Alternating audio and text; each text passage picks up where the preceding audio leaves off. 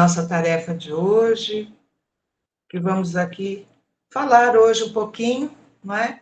Sobre essa transformação interior que foi solicitado a nós que nós falássemos, né? E nessa transformação interior tem ali uma parte do perdão que foi colocado já para a gente como a libertação da alma, não é? Então, para falar de libertação, transformação, para nós sempre será um chamado, na verdade, a nossa renovação, né? Renovação do quê? Renovação dos nossos espíritos, renovação das nossas formas de pensamento, renovação das nossas atitudes, né? Existem várias formas em que nós conseguimos fazer um tequinho, né? Um cadinho de renovação ou de transformação. E hoje nós vivemos assim num mundo em que muito se fala, né, de mudança, que há necessidade de mudança, mas normalmente o que a gente escuta é sobre a mudança externa, né? Quando a gente fala em mudança externa, é a mudança externa dos nossos corpos, né? Mudança externa dessa nossa casa, da casa do nosso espírito, fora da nossa casa também, a casa em que habitamos, né?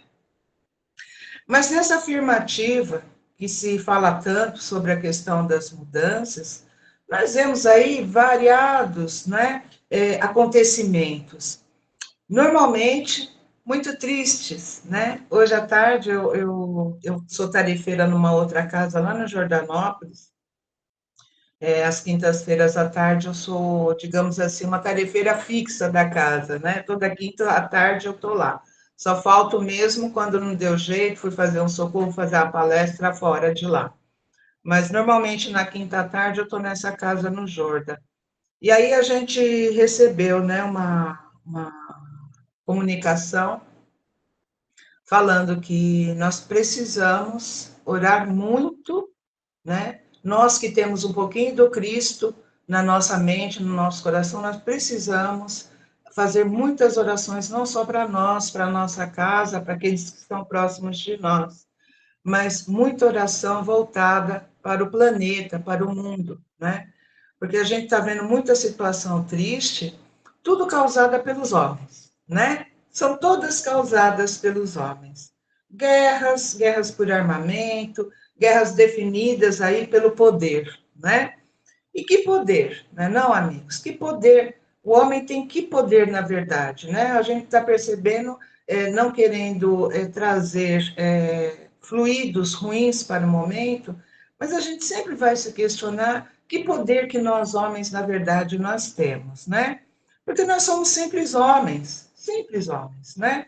Que esquecemos que em algum momento desse processo todo, desse nosso percurso, nós seremos cobrados de alguma forma, não é? Pelas nossas próprias atitudes.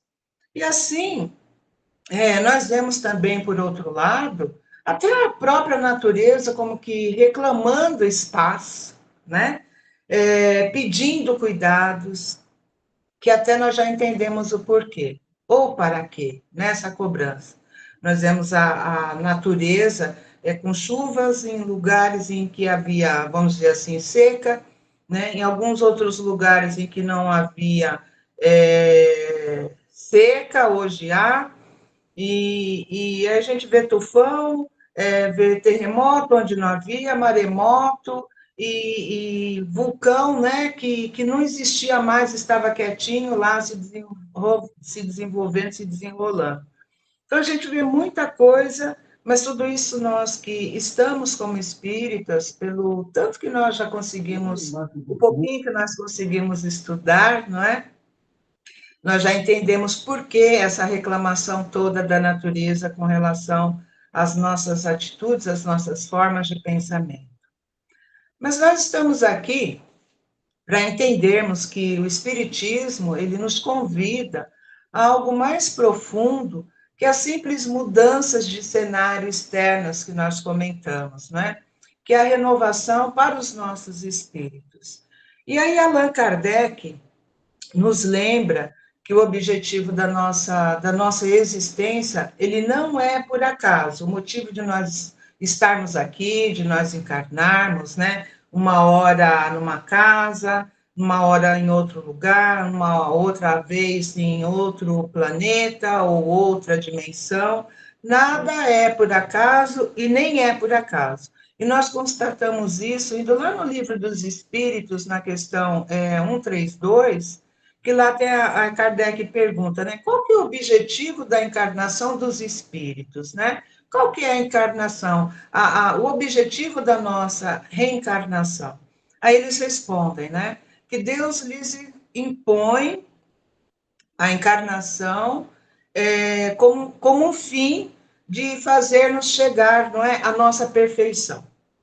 Ou seja, nós estamos na Terra simplesmente para aprendermos, para melhorarmos e assim nos renovarmos, né? Nos transformarmos, usando inclusive ferramentas diversas próprias para o nosso próprio espírito, né? Mas nós também podemos perguntar a nós mesmos, fazendo assim uma reflexão muito rápida, o que Deus espera que nós renovemos em nós mesmos neste momento da nossa vida. Esse momento que a gente vê o mundo conturbado, né? A situação, parece que o mundo está sendo remexido, né? E automaticamente nós também, nós com a situação toda que se desenvolve neste momento lá fora, nós nos levamos, somos obrigados a entrar em nós, nas nossas próprias vidas, com aqueles que nós convivemos, e fazermos questionamentos de como nós vamos atuar daqui para frente, né? Porque nós convivemos com todos os fluidos que vêm das guerras, das guerrilhas, das tormentas, de tudo isso que acontece fora daqui, nós também somos, digamos assim, atingidos de uma forma ou de outra, não é? Aí nós falamos assim, o que, que Deus espera nesse nosso momento da vida? Esse nosso momento é um tempo, né? A gente pode falar que o tempo, na visão espírita, ele é um instrumento de progresso, né? Emmanuel fala, eu não lembro o nome do livro agora, mas Emmanuel fala assim que, eu não lembro se é no Consolador que ele fala isso, mas o nome do livro não importa, mas que ele falou isso, falou, está registrado em algum lugar da nossa literatura espírita, né? Emmanuel fala assim que a melhor forma que o espírito tem de crescer moralmente é através das suas reencarnações, não é? E a reencarnação nada mais é que um tempo, que é nos dado uma nova oportunidade, não é? Para que a gente consiga fazer as mudanças, a aprendizagem necessária aos nossos espíritos, né? Então, na visão espiritual, o tempo, esse nosso momento, ele não é uma punição e também não deve ser nenhuma pressa. Não estou falando em pressa, estou falando em pressa mesmo, pressa de mudança. Não tem como nós virmos para uma encarnação e querermos mudar tudo de uma hora para outra. Nós não vamos conseguir fazer isso, né? Não é punição, porque nós vimos aqui por necessidade, e não é nem com pressa que nós faremos a nossa transformação íntima, não é? Nós devemos levar para o campo de que se nós estamos aqui é simplesmente por misericórdia divina, né? Aí nós somos lá no Livro dos Espíritos, na questão 779, deixei aqui, lá fala assim, o progresso é uma lei da natureza, né? E aí Kardec, mais adiante, ele esclarece na 785 que a maior parte dos espíritos, ele progride pela força das coisas. Ou seja, nós vimos para cá, o planeta foi, né, feito para a gente, para nos receber, mas tudo que acontece à nossa volta são formas que, digamos assim, a natureza, as leis divinas, né, nos ajudam, nos impelem, não é, a fazermos certas forças para que haja algumas mudanças, mudanças em nós e no ambiente que nós vivemos. E que ambiente é esse? Não é só a nossa casa, não é só a casa espírita, mas é também o mundo, o planeta, né? Então, isso significa que, na verdade, ninguém fica parado para sempre. Não adianta querer vir para cá, cruzar os bracinhos e ficar no filosô, como se falava, né, antigamente. Todos os espíritos encarnados irão avançar, ainda que lentamente, cada um no seu tempo. A gente fala assim, ainda que lentamente, porque a gente percebe que alguns homens nos dias de hoje, eu não falo assim homens no significado masculino, eu falo homens no geral, homens e mulheres, né? E incluindo nós ali, né, na panela. Por que esse lentamento? Porque a gente percebe que está havendo uma necessidade muito grande, como a própria espiritualidade falou hoje à tarde para nós, nós precisamos nos blindar com muita oração, né, com bons pensamentos, porque estão havendo ações muito voltadas para o mal. Aí uma pessoa falou assim: ah, mas se ninguém tomar a atitude de promover, nem que seja uma guerra para parar com algumas ações, aí a gente fica olhando, porque, peraí, para parar uma ação ruim de um homem, você deflagra uma guerra? Uma guerra que vai deflagrando outras também? Porque até então haviam, digamos assim, uma média de 300 guerras em países pequenos, médios, tal, né? Civil, militar, não importa, mas havia uma média até pouco tempo atrás de 300 guerras distribuídas aí pelo mundo. Aí vem o senhor e faz o que fez. Não vou nem falar o nome porque não merece, né? Vem o senhor e faz o que fez. Quando ele fez isso, o que ele fez? Ele fez com que países que estavam lá quietinhos também tomassem partido para que a coisa se tornasse pior, que é isso que a gente está sentindo hoje, né? Então, assim, há necessidade de verdade de bons pensamentos, de boas ações para aqueles que não estão lá.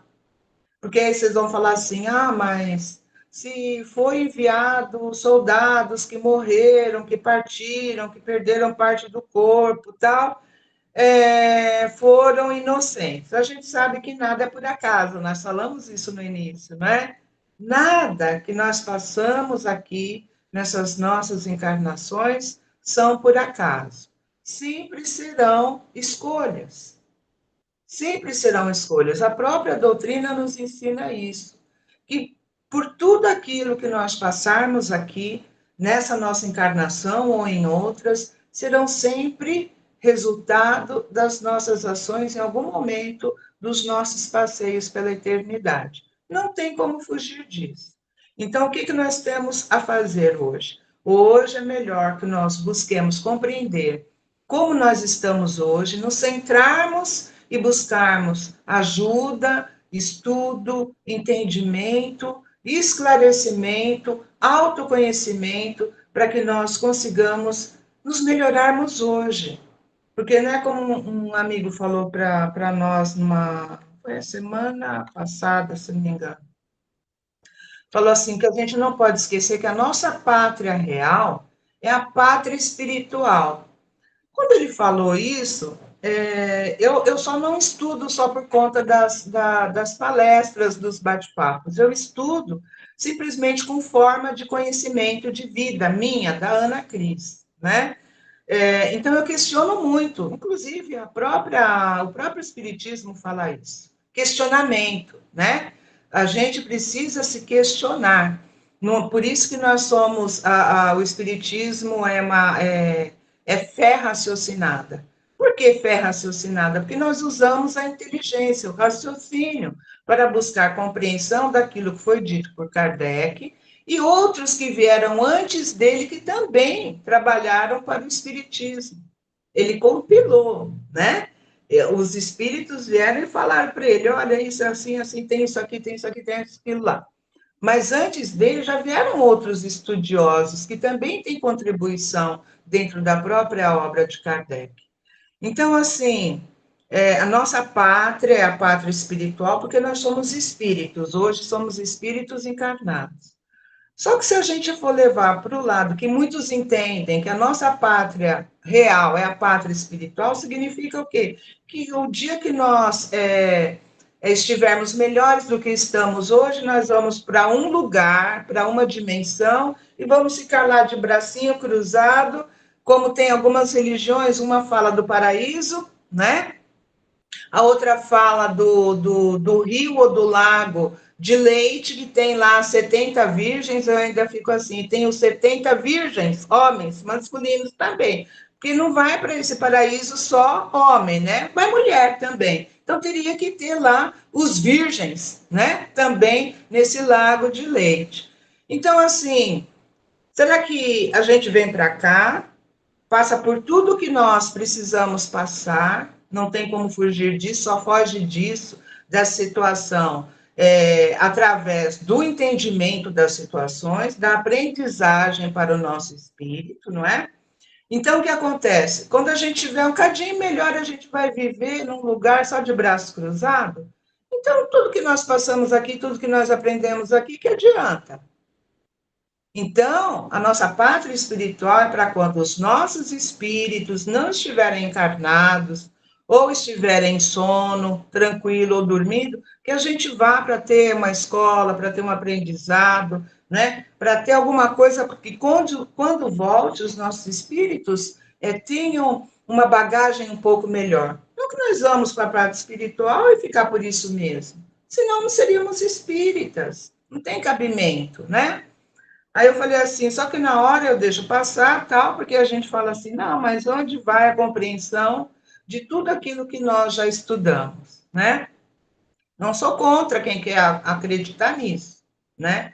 Que nós vamos para um lugar e ficar lá o resto das nossas vidas de espíritos sem fazer nada. O próprio Jesus deixou registrado para nós. O nosso Pai continua trabalhando, né? Então Jesus ele fala, eu também continuo trabalhando.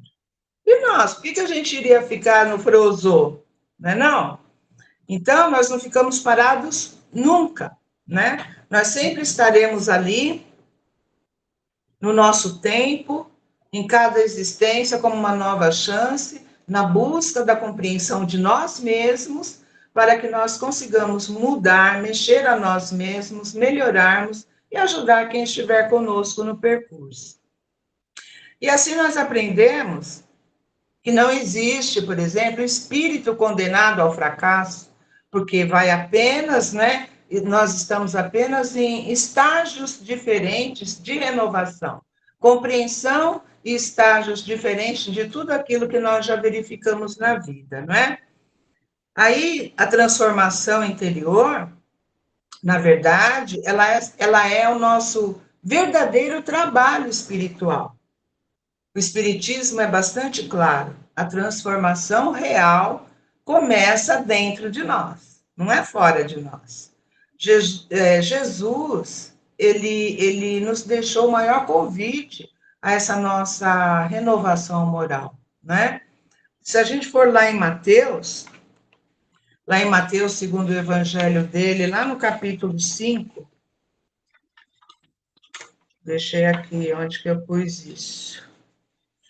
Lá no capítulo 5, no versículo 48, ele fala assim: sede perfeitos, como perfeito é o vosso Pai Celestial. Então, Kardec explica esse ensinamento lá no Evangelho segundo o Espiritismo, no capítulo 17, no item 3, né? Que ele fala assim, que reconhece-se o verdadeiro espírita pela sua transformação moral e pelos esforços que faz para domar suas más inclinações. Só aqui já daria para a gente falar assim, é o que a gente vem fazer em cada encarnação, né? Então, seria o renovar-se, a nossa luta cotidiana, diária, né, contra o nosso orgulho, que às vezes nos separa, né? Nós somos tão orgulhosos, às vezes, que achamos que a nossa forma de pensamento é melhor, a nossa forma de agir é melhor, como nós vivemos é melhor, né, do que a dos outros. quando nós também lutamos contra, por exemplo, a nossa impaciência. É fácil a gente perceber isso quando a gente está no trânsito, né? Somente nós que somos espíritas. Vai dirigir naquele trânsito lá da Castelo, né? E eu não estou falando a Castelo aqui, estou falando a Castelo a rodovia, não é não? Além de um monte de pedágio, né? É um trânsito que só por Deus mesmo, né? E ali a gente desenvolve a nossa paciência, né? Uma oportunidade da gente verificar aonde que nós somos impacientes. Uma das coisas, né? E quando nós nos melindramos, nós nos magoamos facilmente, né? Às vezes com o outro nem falou nada e a gente naquele dia não estava legal, pá, pegou, né? Então, às vezes o nosso orgulho, o nosso egoísmo, ele acaba nos endurecendo. Aí nós damos uma passadinha lá na questão 919, né? Que Kardec pergunta qual era o meio mais prático, mais eficaz que o homem tem de se melhorar nesta vida e de resistir ali à atração do mal, né? Aí eles falam assim, um sábio da antiguidade já disse para vocês, né? Conhece-te a ti mesmo. Até essa frase, durante muito tempo, ela foi atribuída, né, ao Sócrates, mas ela já estava escrita lá no templo de Delfos, quando Sócrates foi lá fazer uma previsão, né, pedir uma previsão lá para Pisa, que chama, né, aquela mulherada que antigamente ficava nos templos, né? Ou seja, conhece-te a ti mesmo. Sem autoconhecimento, não há renovação íntima de jeito nenhum. Não há uma renovação, uma transformação verdadeira, sem a gente se autoconhecer, né? E aí se fala, no nosso espiritismo, se usa muito o termo, né? A dor, como que é? A dor como instrumento de renovação espiritual. Eu sempre falo assim, será que a gente precisa sofrer para se renovar? O Espiritismo fala, a gente estudando direitinho, a gente percebe o quê? Que nós temos a oportunidade da reencarnação e é lógico que a gente vem com uma série de coisas para fazer acertos. Mas não é porque a gente tem essas coisas para fazer acertos que a gente precisa sofrer. A gente pode tomar outros caminhos, já que a gente não lembra do que fez lá no nosso passado, nós podemos tomar alguns caminhos, algumas atitudes, né, para amenizar aquilo para qual nós viemos para cá. A gente não precisa saber o que fez, é só procurar fazer algo melhor nessa. Em qualquer outra que nós formos, né? Qualquer outra encarnação que nós estivermos. Então, assim, não é porque eu vim para cá, por exemplo, com uma mãe viúva, né? Que meu pai perdeu a vida aos 36 anos de idade, que eu tenha que ser uma revoltada e eu ser uma prostituta, ou usar droga, ou sei lá, matar alguém, ou eu sou uma pessoa, ou ser uma pessoa do mal, voltada para o mal, porque a vida, quando eu era pequena, me mandava para um determinado caminho. Meu espírito não aceitou. Eu resolvi fazer diferente. E eu plantei isso também no meu filho, faça diferente. Meu filho não tem religião, não, hein? Faça diferente, né? Mas por que que fez diferente? Não é que eu seja boa, não é isso. Mas eu sempre falo que a gente pode buscar incutir nos filhos, nos netos, nos sobrinhos, nos vizinhos, um pouco de melhor, né? E aí o que acontece? Você vai colocando sementes no caminho. E essas sementes, uma hora elas vão florir. A gente pode não pegar os frutos do que nós plantamos nessa encarnação, mas automaticamente a gente deixa de passar por algumas situações muito ruins, porque Deus, a boa espiritualidade, Jesus, vai estar lá olhando por nós. Então não é porque nós, por exemplo, quase matamos alguém numa encarnação que nessa encarnação a gente precisa ser assassinado, né? Porque muita gente tem isso na visão espírita, de que a gente, com ferro, como que é aquele ditado? com ferro fere, com ferro será ferido, né? A vida não é assim, senão nós estaríamos vivendo dentro daquela lei de Talião. Poxa vida! Então, que espíritas nós estaríamos hoje? Vivendo num ciclo vicioso horrível, sem tentativas ou sem condições de mudança, né? Dá licença, gente. Então, muitas vezes, mesmo que se fale aí que a gente vem para o espiritismo, é pela dor ou pelo amor, não é? A renovação, às vezes, ela chega pela dor, porque nós precisamos entender algumas situações que já aconteceram e que nós não paramos para olhar. Mas essas dores, elas não vêm como castigo. Muita gente fala, nossa, quanto mais eu rezo, mais assombração me aparece, mais Deus me castiga. A gente não pode levar como castigo, né? Mas como situações para a educação das nossas almas. Porque se você está vendo, você está passando por uma situação, eu vou falar uma coisa que aconteceu semana passada comigo lá na academia. A minha amiga passou mal. Aí eu falei para ela assim, nossa, já tem 2 dias que você está com essa dor, por que você não vai no médico? Você tem assistência médica. Ela tem assistência médica boa, né? Vai no médico, cáspita, né? Tá com dor já há 2 dias, vai, né? Ah, mas não, vou lá na farmácia, vou comprar um remédio não sei das quantas, um outro não sei das quantas. Eu falei, ah, que bonito. Se você vier amanhã de novo reclamar sobre a sua dor, nem fala comigo. Eu sou amiga dela, nem fala comigo. Por quê? Porque ela tem as ferramentas para se cuidar e não utiliza. Aí não vem dor? Vem dor. Ela passou uma semana mal.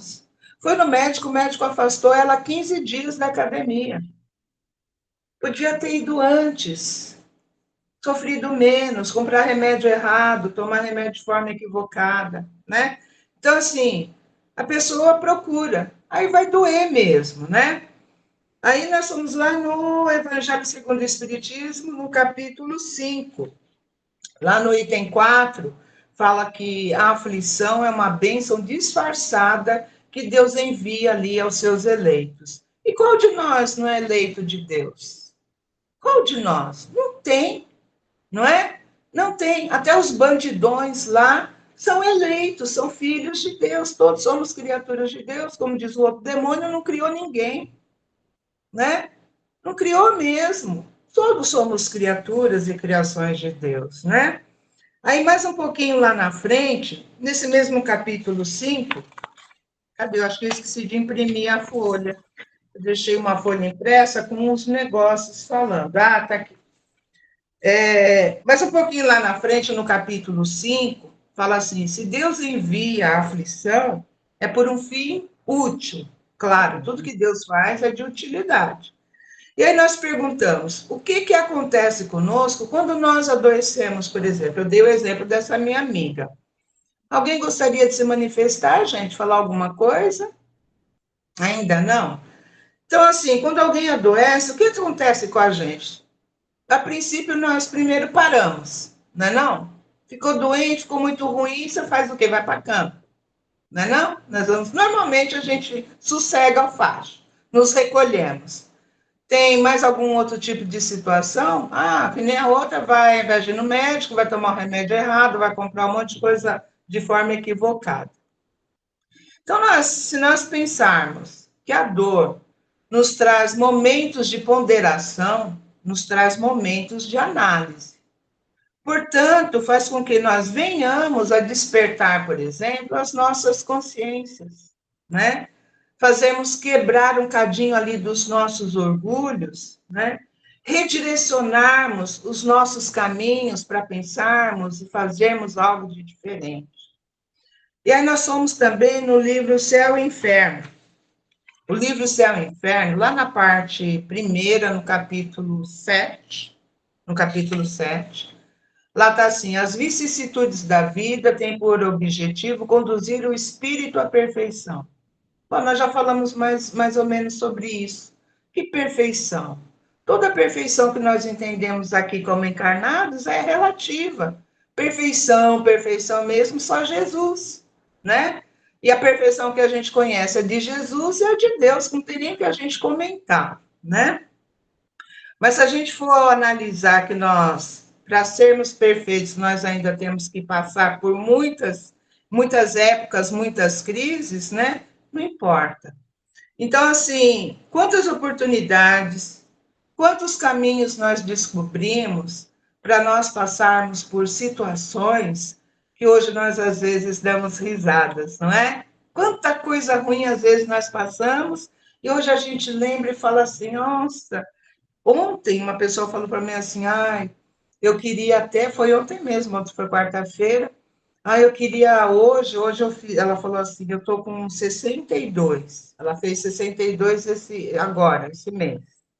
Eu queria ter a compreensão de vida com esses 62 que eu tenho, eu queria ter há 15 anos atrás. Eu falei, mas você não ia aprender tudo que você já aprendeu quando você chegou aos 62, não é? É o tempo, nós precisamos desse tempo para a maturidade dos nossos espíritos. Não tem porquê, né? A gente ficar chorando aquilo que foi lá atrás, porque se não fosse aquilo lá atrás, nós não teríamos o entendimento de vida que nós temos hoje, né? E nós passamos por aquelas dificuldades, né? Passamos por elas e sobrevivemos. Mas também nos fortalecemos bastante, tivemos um grande aprendizado, né? Isso acontece com o mundo, no geral, não é só com a gente, não é? Não é somente nesse nosso interno. Os países crescem, moral ou intelectualmente, né? Às vezes, as duas situações, durante as guerras, por exemplo, desenvolvem meios de combater, não é? A fome, as doenças, o frio, como nós temos percebido. Não chega o combustível lá, vamos mandar o carvão. Tem um jeito de carvão por outro lugar, tem jeito de querosene por outro lugar, né? Então, assim, não vai determinados combustíveis se arrumam, os homens, as nações arrumam escapatórias por causa da inteligência, por causa do livre-arbítrio, né? Então, se ajeitam caminhos para interação, como também para a integração do homem, não é? Meios de ajudar aos próximos que às vezes está tão longe, não é? Então, para percebermos que em nas maiores renovações espirituais, elas começam quando os planos humanos falham. É só a gente parar para analisar. Quando os planos humanos falham, pode haver uma grande quantidade de renovação interior, espiritual, né? Lembra quando nós mencionamos lá atrás a questão 785 do Livro dos Espíritos, que nos diz que nossos espíritos, né, progridem até pela força das coisas, está aí, né? É uma das provas. E quais são? Eu tenho ainda uns 5 minutos, Cláudio? Tem sim. Tá, obrigada. Acho que dá tempo. Então, quais são as ferramentas práticas para a nossa renovação íntima, essa nossa renovação interior, né? A doutrina, ela nos oferece em meio simples, mas bastante profundo, né? De socorro mesmo. Como, por exemplo, nós falamos lá que hoje à tarde nós recebemos a comunicação lá da prece, pedindo, né? A prece é um dos meios, né, que a doutrina nos dá, o Espiritismo nos oferece. E a gente vai lá no capítulo 17, no item 9, nos diz assim, que a prece, no capítulo 27, não 17, a prece é um ato de adoração. É um ato, na verdade, nós agradecermos, né, a Deus, ao Pai, pela oportunidade da vida, né? Por todas as lições, mesmo aquelas as quais nós ainda não conseguimos compreender, a gente esquece de agradecer, né? E esse ato de agradecer nos traz a oportunidade de nós pararmos um pouquinho para nos conectar, não é, com a boa espiritualidade, por exemplo. E assim, eles nos dão aquela bendita da intuição, né? Aquelas dicas de sobrevivência. Aí um outro meio também é a caridade, né? Fora da caridade não há salvação. Mas caridade para com quem? A gente tem que prestar atenção nisso. Caridade para com quem? Será que é para o nosso próximo? Será que é para com Deus? Será que é para com Jesus Cristo, né? Nós não podemos esquecer, amigos, de que em alguns momentos de nós fazermos uma caridade conosco mesmo, com a gente mesmo, lembrando que às vezes nós também precisamos de um afago, né? E também de um consolo, que nós não somos super-homens ou super-mulheres, né? Nós temos pele, temos sangue, temos um coração, temos uma mente, temos um corpo que precisa, às vezes, de um simples abraço, né? Eu estou falando de abraço fraterno, eu não estou falando de abraço voltado para o sexo, né? E aí, é, tem perdão também, né? Lembrando que o perdão é uma das modalidades da caridade. É uma das modalidades da caridade, a gente acaba esquecendo isso. Está explícito lá no Evangelho segundo o Espiritismo, no capítulo 10, lá no item 7, que perdoar é próprio das almas elevadas, né? Ou seja, cada pequeno esforço diário que nós façamos é uma semente de renovação espiritual que nós conseguimos fazer, não é? Inclusive, no nosso tema de estudo de hoje, consta uma frase assim: perdão, libertação da alma. Não é isso que o Cláudio passou para nós, né? Perdão, libertação da alma. E é mesmo, né? Nós podemos utilizar o perdão para essa libertação da nossa alma. O perdão, ele é uma ferramenta de cura interior. Uma ferramenta de cura interior, grava isso, gente. Libertação da nossa alma, agindo como um ato de amor que rompe ciclos de dor, de presa. Sabe presa, tipo cadeia, grade? Né? Porque ressentimentos e obsessões espirituais, quando a gente não está livre, ressentimento, melindre, mágoa, né? Perdoar, ela é uma decisão pessoal de se libertar do próprio passado, por exemplo. Não que a gente tenha que esquecer as coisas, não. Perdão não é esquecimento, é dar uma abafada nas coisas, sabe por quê? Porque senão você deixa voltar aquela situação, acontece situações parecidas e você não aprendeu, então você passa por aquilo de novo. Então você não deve esquecer. Você pode colocar no congelamento, porque senão você não aprendeu. É como quando alguém faz alguma coisa de ruim para a gente.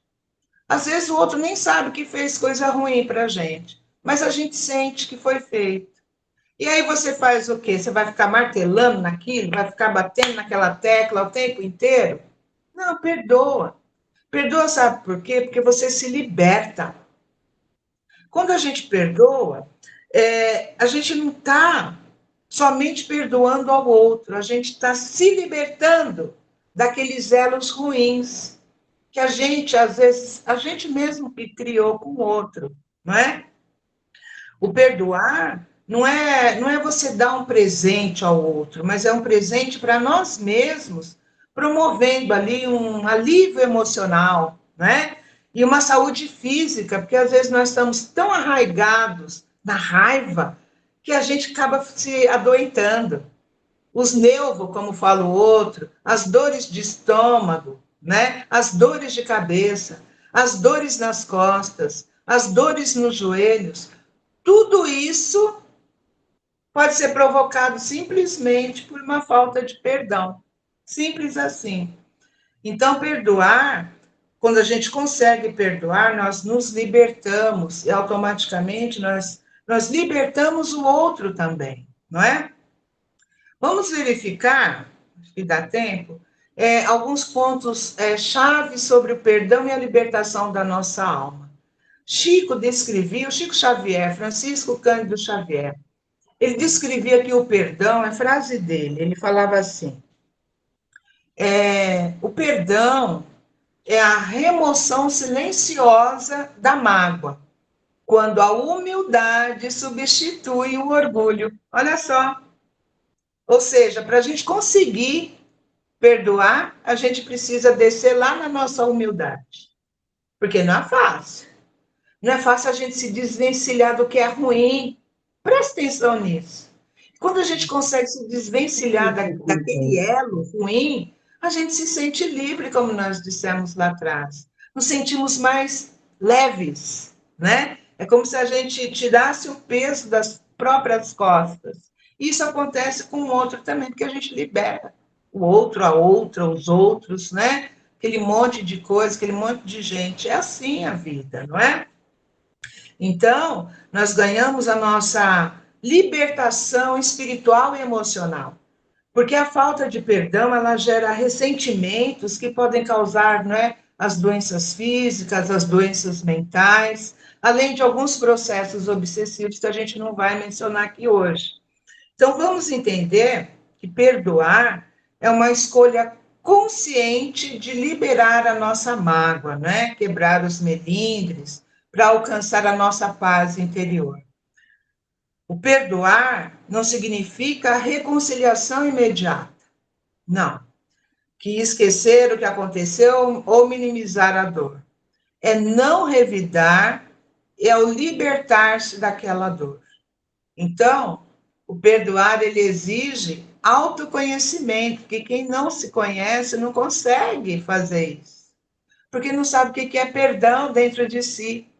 A gente continua crescendo e cultivando nossas culpas. Então, quando a gente consegue se liberar de uma situação dessa, a gente consegue perdoar ao outro, justamente porque a gente entende o quanto é bom, o quanto é gostoso a gente sair de algumas situações, não é? Então, exige esse nosso autoconhecimento, uma certa compreensão, como também uma decisão de nós não nutrirmos sentimentos negativos, né? Aí, para concluir, nós somos lá na questão 166 do Livro dos Espíritos, que lá fala assim: como pode a alma, que não alcançou a perfeição durante a vida corporal, acabar de depurar-se? Aí eles responderam para Kardec e para nós, sofrendo a prova de uma nova existência. Opa! Então, essa frase sempre nos dá a esperança de que nós sempre teremos a oportunidade, novamente, né?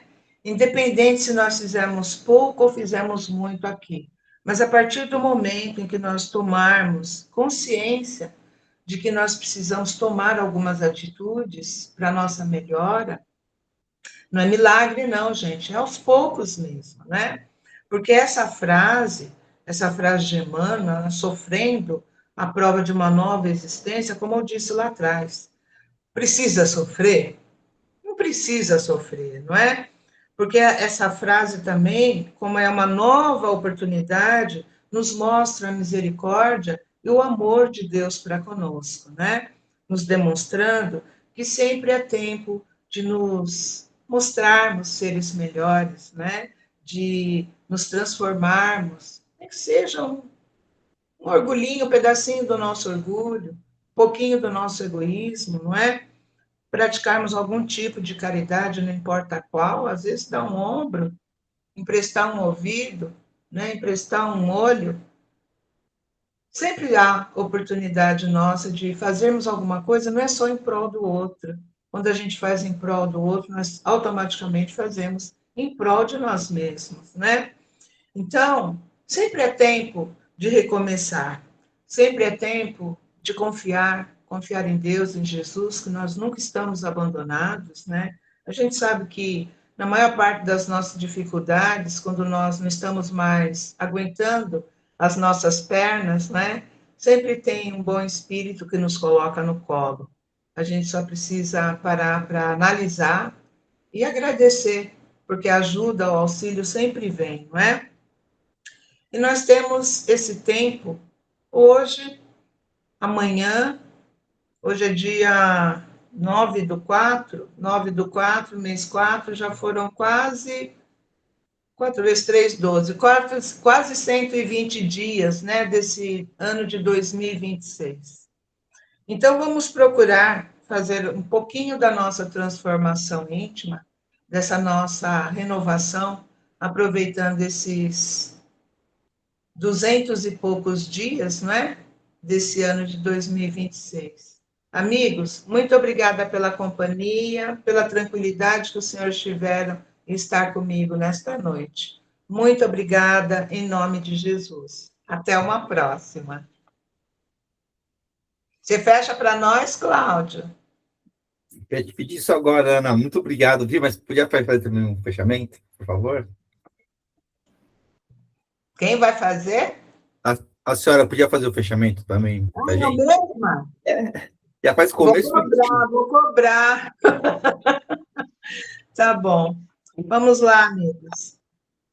Nessa ambientação que nós ainda estamos sentindo, o auxílio dos amigos espirituais, sentindo essas boas vibrações que descem do alto, do Altíssimo, para nos envolver a todos aqueles que adentrarão os nossos lares, sejam eles encarnados ou desencarnados. Que cada um deles recebam um pouquinho desses fluidos que estão abençoando as nossas casas.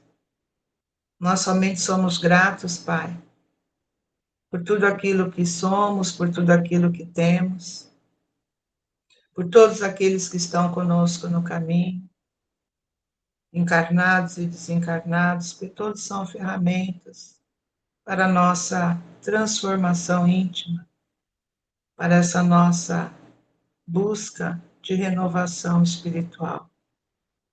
Obrigada, Senhor, por toda oportunidade, por todos esses amigos, por todos os conhecidos, por todo aquele que um dia nós trocamos um sorriso, uma palavra, um abraço, um aperto de mão, um pouco das nossas energias. Que a boa espiritualidade recolha todos os nossos sorrisos, os nossos bons pensamentos e transforme em boas vibrações para que seja entregue a todos os cantos desse nosso planeta, a todas as criaturas e criações de Deus que nesse momento estejam passando por qualquer tipo de dificuldade. Obrigada, Senhor Jesus, se nós pudermos ser sempre um pouquinho da sua ferramenta para o amor ao próximo. Estejamos todos, em nome de Jesus, imantados para esse resto de semana. Que assim seja. Graças a Deus e graças a Jesus. Muito obrigada a todos.